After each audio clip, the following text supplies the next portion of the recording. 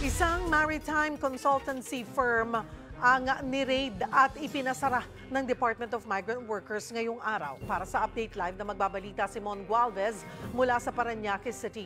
Mon, ano ang atraso ng maritime consultancy firm na yan?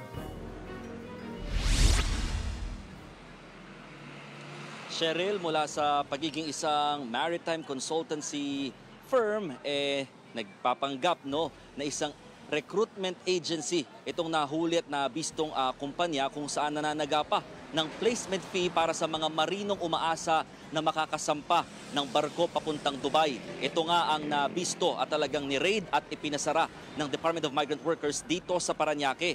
Dahil nga ang nabisto nila, itong naturang consultancy firm, nangangako sa mga marino na diretsyo may posisyon kagad pagsampa ng barko. Kaya naman yung mga kawawang marino talagang nagbigay ng placement fee na aabot sa mahigit 100,000 pisong halaga. Pero since then, yung isang biktima from Northern Samar, 7 months na daw, hindi pa talaga nakakasampa o nakakaalis mula nga nang ipinangako sa kanya yung naturang posisyon.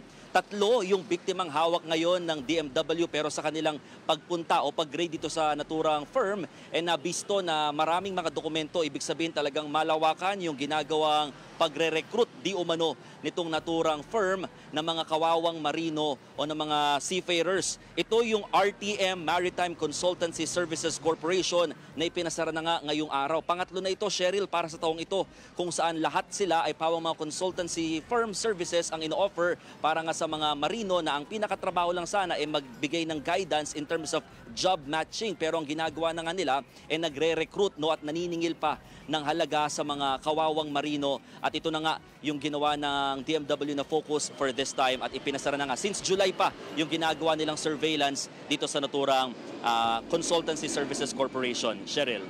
Ngayong pumanaw na si DMW Secretary Toots Ople, nag-take over na si Undersecretary Hans Kakdak bilang officer in charge. Ano ang magiging focus ngayon ng ahensya?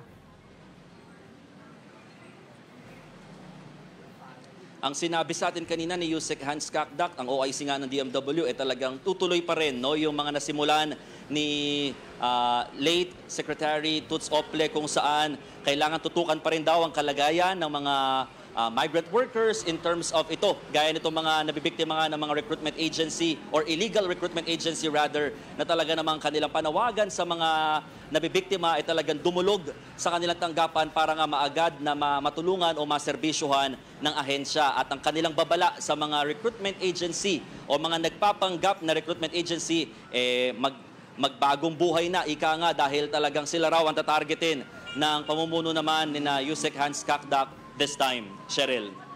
Maraming salamat, Mon Gualvez.